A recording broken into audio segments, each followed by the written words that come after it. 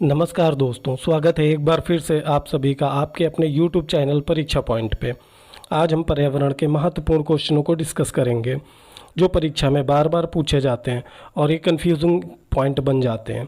आपकी सारी कन्फ्यूज़न को दूर करते हुए क्रम से चालू करते हैं। क्वेश्चन नंबर फर्स्ट, निम्न में से कौन सी अंतर्राष्ट्रीय संस्था पूरे विश्व में पर्यावरण सुरक्षा की देखभाल करती है? देखिए, अंतर्राष्ट्रीय संस्था की बात हो रही है यहाँ पे, ना कि राष्ट्रीय संस्था। तो वह कौन सी अंतर्राष्ट्रीय संस्था है जो पर्यावरण सुरक्षा की पूरी देखभाल करेगी? वह कौन सी संस्था है? WWF यानी वर्ल्ड वाइड फंड। इसकी स्थापना सन 1961 में होती है और इसका मुख्यालय ग्लैंड स्विट्ज़रलैंड में है।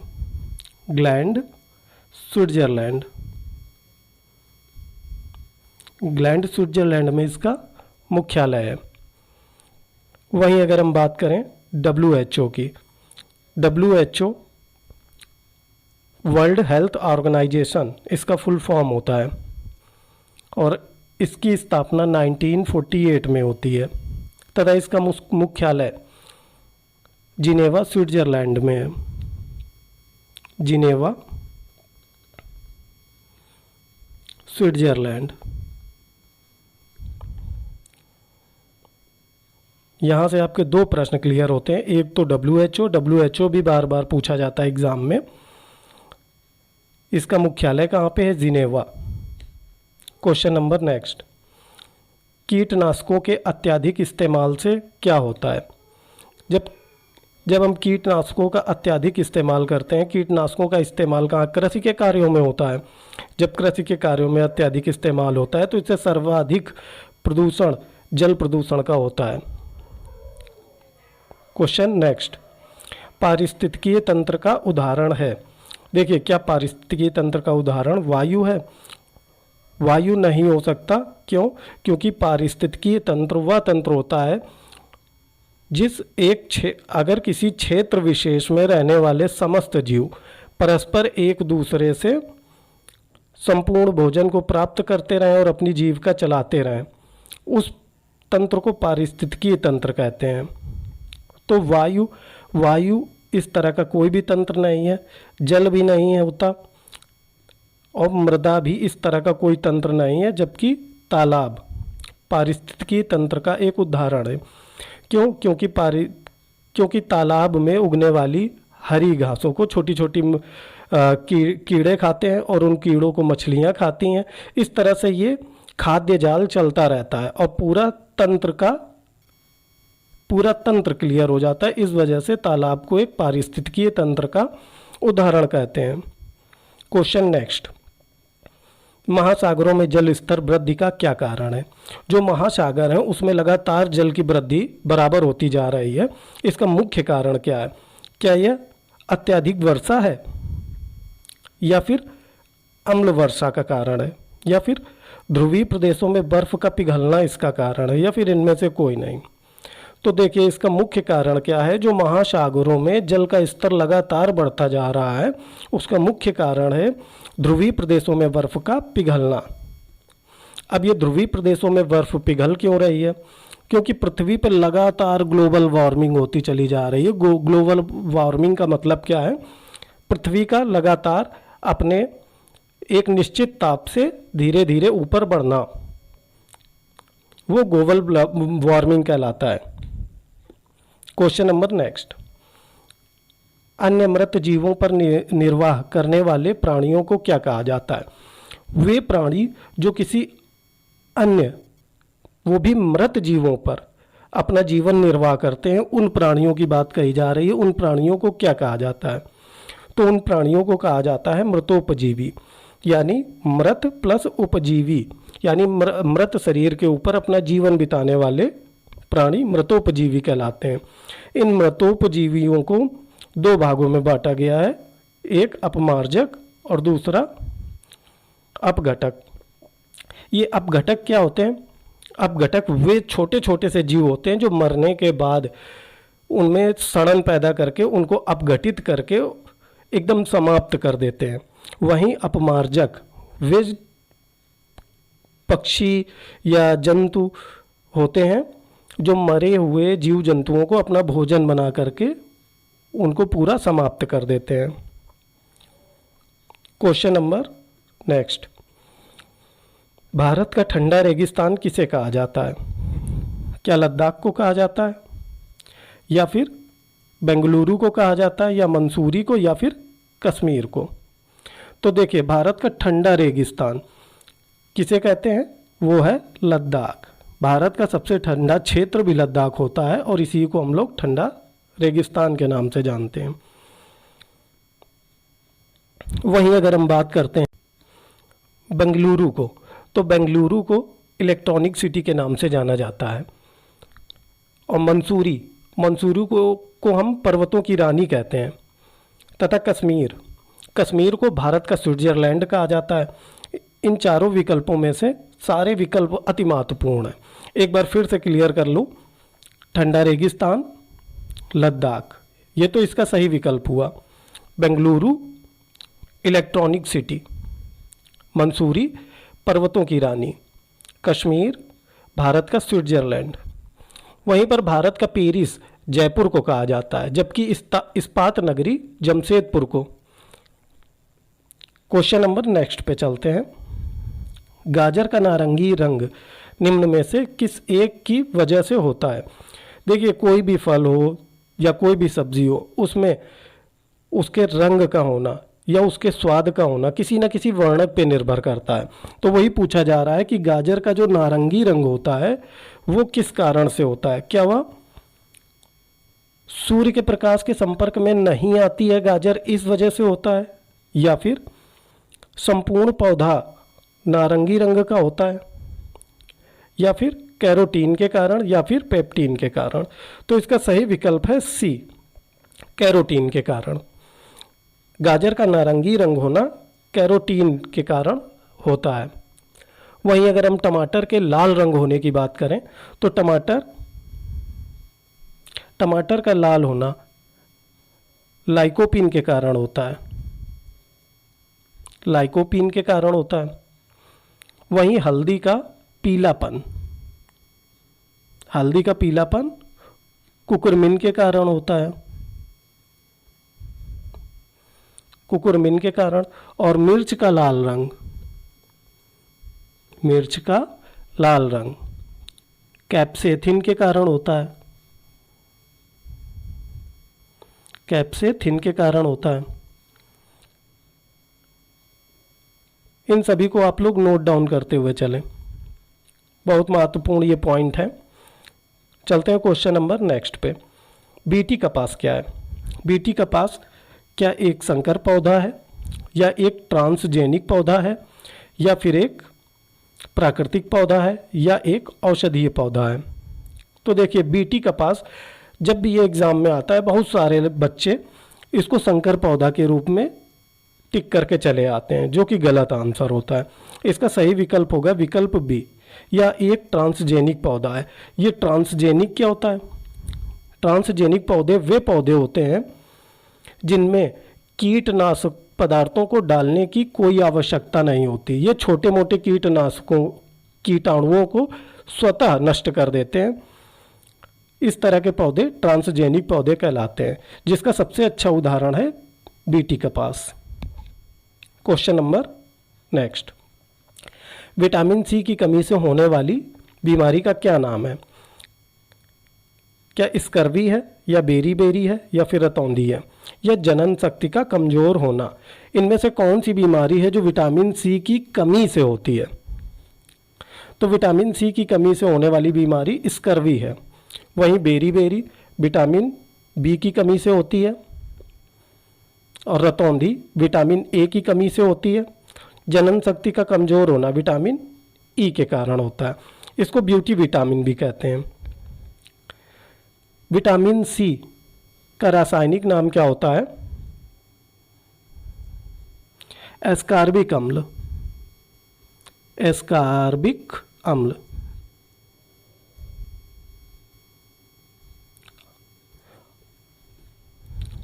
क्वेश्चन नंबर नेक्स्ट पे चलते हैं। खाद्य श्रृंखला के परस्पर समूह को क्या कहा जाता है? क्या खाद्य चक्र कहते हैं, या फिर श्रृंखला अभिक्रिया कहते हैं, या फिर खाद्य जाल कहते हैं, या बायोमास का पिरामिड कहते हैं। देखिए, श्रृंखला अभिक्रिया तो ये एक केमिस्ट्री का पॉइंट आ गया। वो अभिक्रियाएं जो लगातार चलती रहती हैं वो श्रृंखला अभिक्रिया कहलाती हैं। रासायनिक क्रियाओं से ये संबंधित हो गया। वहीं इसका आंसर सही हो जाता है खाद्य जाल। अब ये खाद्य जाल क्या होता है? खाद्य जाल वो जाल होता है जिस तंत्र के अंदर आने वाला प्रत्येक जीव अपनी ऊर्जा का स्थानांतरण लगातार करता रहे और वो पुनः ऊर्जा प्राप्त होती रहे उसे। इस तरह के जाल को खाद्य जाल कहते हैं। जैसे सूर्य से एनर्जी आई, पेड़ पौधे ने ली, पेड़ पौधों को बकरियों ने खाया, इस बकरी को शेर ने खाया, तो यहाँ प्राथमिक उपभोक्ता बकरी हो गई और उत्पादक क्या हो गया? पेड़ हो गया। द्वितीयक उपभोक्ता शेर हो गया। इसी तरीके से ये क्रम चलता रहा। जब शेर मरा तो उसको छोटे छोटे कीटाणुओं ने उसका अपघटन कर दिया। अपघटित होने के बाद शेर पुनः वायुमंडल में उसकी सारी एनर्जी मिल गई और वो फिर से इस पेड़ पर वापस से एनर्जी घूम करके आ गई। इस पूरी क्रिया को खाद्य जाल कहते हैं। तो खाद्य श्रृंखला के परस्पर समूह को क्या कहा जाता है? खाद्य जाल। Question number next. हमारे YouTube चैनल को अगर अभी तक आपने सब्सक्राइब, लाइक या शेयर न किया हो तो प्लीज़ कर दें। अब चलते हैं क्वेश्चन नंबर नेक्स्ट की ओर। आप लोग सभी क्वेश्चनों को अच्छे से लिखते चलिए। सभी क्वेश्चन अपने आप में एक महत्वपूर्ण भूमिका रखते हैं। प्रकाश संश्लेषण के दौरान हरे पौधे निम्न में से किसे सोख लेते हैं? देखिए, पौधों में दो तरह की क्रिया होती है, एक तो प्रकाश संश्लेषण और दूसरा श्वसन। दोनों में डिफरेंट है। इसमें पूछा जा रहा है प्रकाश संश्लेषण के दौरान पौधे निम्न में से किसे सोख लेते हैं? तो वो किसे सोख लेते हैं? कार्बन डाइऑक्साइड को। प्रकाश संश्लेषण की क्रिया सूर्य के प्रकाश की उपस्थिति में तथा क्लोरोफिल, पेड़ पौधों में पाए जाने वाले क्लोरोफिल के कारण संपन्न होती है। इस क्रिया में पेड़ पौधे कार्बन डाइऑक्साइड को तो सोख लेते हैं लेकिन ऑक्सीजन को निकालते हैं। ऑक्सीजन को निकालते हैं। वहीं श्वसन के दौरान सभी पेड़ पौधे ऑक्सीजन को ग्रहण करते हैं और निकालते क्या है? Carbon dioxide. श्वसन क्रिया अधिकतर प्रायः रात के समय होती है पेड़ पौधों में। चलते हैं क्वेश्चन नंबर नेक्स्ट पे। मिनी माता रोग ऐसी मछली खाने से होता है जिनमें अधिक मात्रा में होती है। अधिक मात्रा में क्या होता है? आर्सेनिक या फिर पारा या कैडमियम या सभी। देखिए, मिनी माता रोग किस कारण होता है? मिनी माता जो रोग है वो पारे की अधिकता से हो जाता है। वहीं कैडमियम की अधिकता से इटाई रोग होता है। Question number next. 16 घास मैदान कहाँ पाए जाते हैं? 16 घास मैदान ये हमारे पूर्वी घाट पर पाए जाते हैं। पूर्वी घाट कहाँ पर है? ये रहा आपका पूर्वी घाट। इस पूर्वी घाट पे 16 घास के मैदान पाए जाते हैं। Question number next. भारत में वन महोत्सव कब मनाया जाता है? भारत में वन महोत्सव जुलाई के प्रथम सप्ताह में मनाया जाता है। इस तरह के ऑब्जेक्टिव क्वेश्चनों पर ज़्यादा टाइम देने की कोई ज़रूरत नहीं है। आगे क्वेश्चन पे चलते हैं। राष्ट्रीय पर्यावरण शोध संस्थान कहाँ पर स्थित है? क्या वो अहमदाबाद में स्थित है या बेंगलुरु में या फिर देहरादून में या फिर नागपुर में? इसका सही विकल्प है D, Nagpur. Question number next. One महोत्सव के जनक कौन है? वन महोत्सव के जनक क्या राजेंद्र प्रसाद हैं या फिर वर्गीस कुरियन या के.एम. मुंशी या फिर सुंदरलाल बहुगुणा? सुंदरलाल बहुगुणा तो चिपको आंदोलन से संबंधित है। वहीं पर अगर हम बात करें के.एम. मुंशी की तो ये हमारे सही विकल्प होंगे।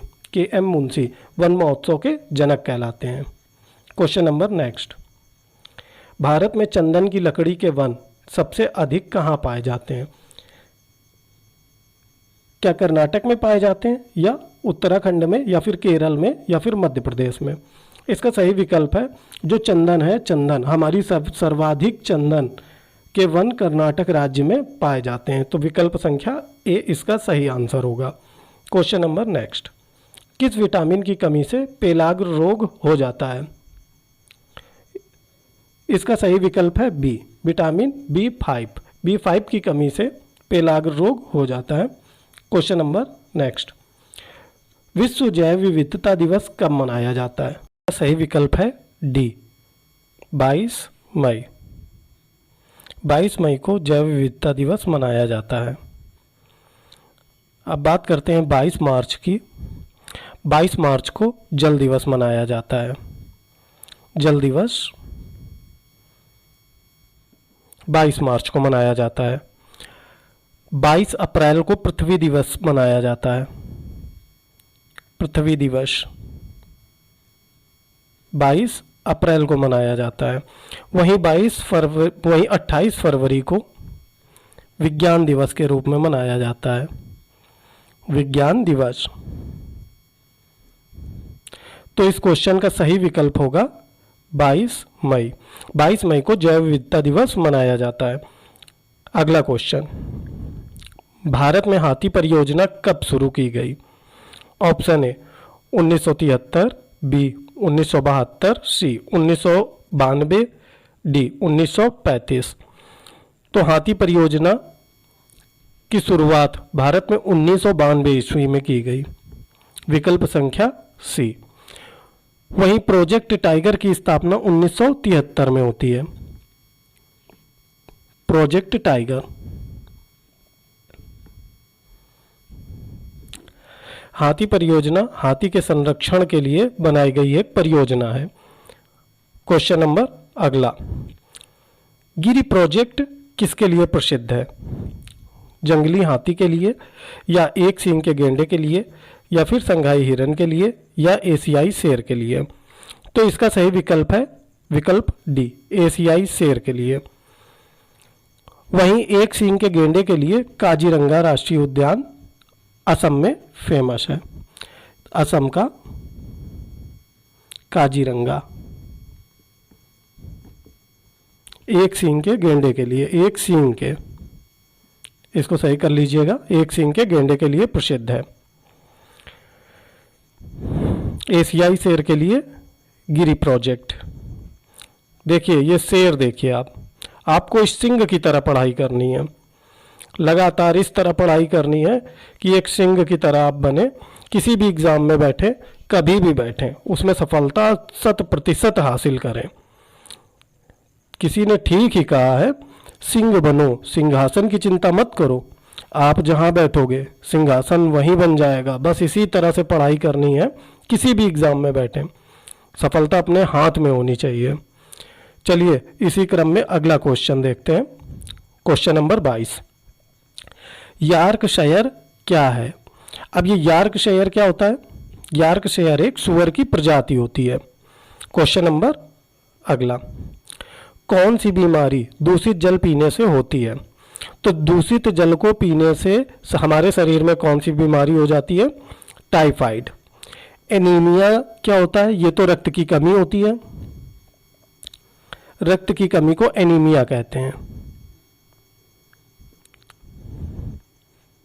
क्वेश्चन नंबर नेक्स्ट, कौन सा द्विबीजपत्रीय पौधा है? देखिए, क्या वो बांस का है? नहीं। केला? नहीं। गन्ना? नहीं। सरसों इसका सही विकल्प है। ये द्विबीजपत्रीय पौधा होता क्या है?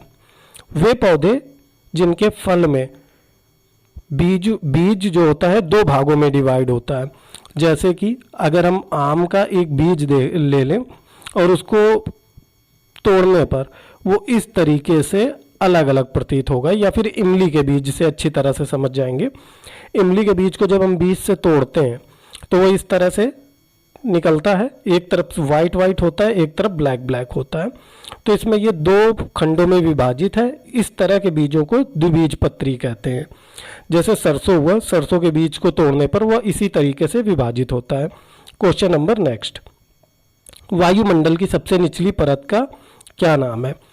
वायुमंडल में जो सबसे निचली परत होती है उसको बोलते हैं क्षोभ मंडल। इस क्षोभ मंडल को हम लोग ट्रोपोस्फेयर भी कहते हैं। इसके जस्ट ऊपर की जो परत होती है उसको समताप मंडल कहा जाता है। फिर इसके बाद मध्य मंडल और आयन मंडल और बहिर्मंडल, इस क्रम से ये बढ़ती रहती हैं। इनके अंग्रेजी के नामों को भी याद रखना बहुत ज़रूरी है। एग्ज़ाम में कभी कभी ऑप्शन में सिर्फ इंग्लिश के नामों को पुट कर देता है, और क्योंकि हमें याद हिंदी में होता है तो इंग्लिश वाला वहाँ मिस हो जाता है, आता हुआ क्वेश्चन चला जाता है। इसलिए इंग्लिश के नामों को भी अच्छे से लिखें और याद करें। जैसे क्षोभ मंडल को हम क्या कहते हैं? ट्रोपोस्फेयर। समताप मंडल को स्ट्रेटोस्फेयर। मध्य मंडल को मेसोस्फेयर। आयन मंडल को आयनोस्फेयर और बहिर्मंडल को एक्सपोस्फेयर कहते हैं। अब ये जो क्षोभ मंडल होता है इसकी ऊंचाई 18 से 8 किलोमीटर के आसपास होती है। अब ये 18 कहाँ होता है, 8 कहाँ होता है? तो ये 8 ध्रुवों पर होता है और 18 विषुवत रेखा पर इसकी ऊंचाई होती है। क्वेश्चन नंबर नेक्स्ट, क्वेश्चन हुए समाप्त। आपने सभी क्वेश्चनों को सही से समझा होगा और उनको नोट डाउन किया होगा। इनको 2 से 3 बार आप दोहरा लेना, एकदम कंठस्थ हो जाएंगे। और अगर आपको जरा सा भी लगता हो कि इस वीडियो को बनाने में, कंटेंट को ढूंढने में और आपको समझाने में कुछ भी मेहनत की गई हो, तो प्लीज़ हमारे चैनल को लाइक करें, शेयर करें और सब्सक्राइब ज़रूर करें और एक अच्छा सा कमेंट दें। धन्यवाद।